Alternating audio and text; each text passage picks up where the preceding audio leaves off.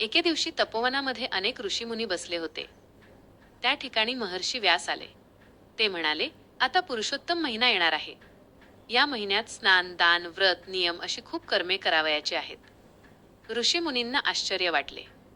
ऋषीमुनींनी अधिक मासाची माहिती व्यासांना विचारली. महर्षी व्यास म्हणाले, चंद्रसूर्याच्या गतीमुळे दरवर्षी 10 दिवसांचा फरक पडत असतो. म्हणून दर 3 वर्षांनी एक महिना अधिक धरून कालमेळ बसवलेला आहे. तो अधिक महिना म्हणजेच पुरुषोत्तम मास होय. महर्षी व्यास म्हणाले, ही 13व्या महिन्याची कथा मला नारदांनी सांगितली. एकदा नारद पृथ्वीवर फिरत होते. त्यावेळी त्यांना अनेक दुःखी माणसे दिसली. पृथ्वीवरील माणसांचे दुःख दूर कसे करावे याचा विचार करीत नारद वैकुंठाला आले. भगवान विष्णू ध्यान करत होते. तेव्हा नारदांनी विष्णूंना विचारले, आपण कशाचे ध्यान करता? भगवान विष्णू म्हणाले, नारदा, अधिक मास येणार आहे. त्याचा स्वामी गोपाल मुरलीधर पुरुषोत्तम आहे. त्याचं मी ध्यान चिंतन करत आहे. त्याच्या कृपा प्रसादाने अनेकांची दुःखे कमी होतील. त्या अधिक मासाचे अतिशय महत्त्व आहे. नारद म्हणाले, देवा, मृत्यूलोकातील माणसे दुःखी आहेत. त्यांचे दुःख नाहीसे करणाऱ्या अधिक मासाची कहाणी आपण सांगावी. आपले विचार पृथ्वीवरील लोकांना मी ऐकवीन आणि त्यांची दुःखे कमी होऊ शकतील.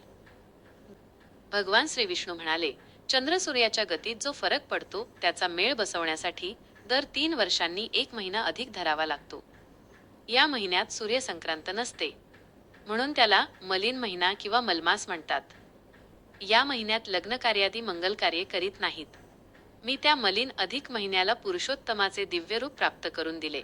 गोपालकृष्णाने वर दिला की जे कोणी या महिन्यात तीर्थस्नान, व्रत, नियम वगैरे धर्माचरणाचे पुण्यकर्मे करतील त्यांना पुरुषोत्तमाची कृपा प्राप्त होईल. त्यांचे जीवन सार्थक होईल. त्यांचे मनोरथ पूर्ण होतील.